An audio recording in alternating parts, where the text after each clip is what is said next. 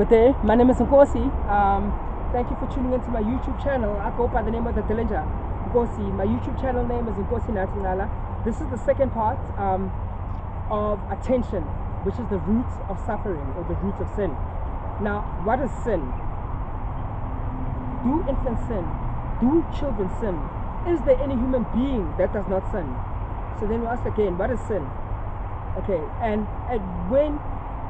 at first when do or does a human being sin? Okay, now as an infant, when you come into this world, you cry for attention. Attention could be the root of sin and suffering. Now, the minute you come out the womb, you come into the earth for the first time, you've been getting food in the womb through the umbilical cord, but now you're on earth, you're breathing air for the first time, like face to face. Before your mom even holds you, while the doctors are taking you out of heaven on earth, down there, you cry. So you cry, you're seeking attention. Now, before we get to adults crying, we'll touch on infants crying. Why does an infant cry? Maybe they're hungry, they want some breast milk. They want to be held by their mother or their father. They've got an itch, they're teething, they've got a pain, they're getting a flu. You know, so you cry for attention. So attention is the root of sin or suffering. You know, but how else would we know that the baby needs attention if they weren't crying? So with attention, you know, and so even as adults, when we get into relationship, the dating phase, you know, we're charming each other, then we get used to each other.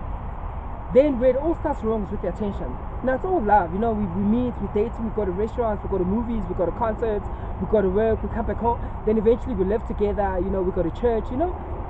And then attention, now when it gets to a point in the relationship, whether it's after 6 months or after a first week or first day, when it gets to a point where the attention is not the same, you feel like, okay, she's not calling me as much, attention. She feels you're not spending enough time with me, attention. You know, so attention, like, besides getting used to someone or being fond of someone, when you start giving each other less attention, that's when the relationship suffers. And then, even in our days, our darkest days, when we're lonely, when we've burned our bridges, whether we abuse substances, alcohol, cigarette, we burned our bridges. We lost jobs, we went to rehab, we did dumb shit. Sorry to say shit. But in that moment, we'll get on our knees, we'll beg God for mercy, we'll cry. Attention. We seek attention. When we hurt, we seek attention. That's why I say attention is the root of all suffering. You know, and attention can be a good thing. If you give the kids attention, you give your wife attention, they do the best at school, you nurture them, you know, you give them attention. When they grow up, hopefully they still that in their family. So attention is positive, you know, but it can sin with, you know, good and evil. So attention could be the root of all suffering. Thank you for tuning into my YouTube channel. I go by the name of Nkosi. Thank you.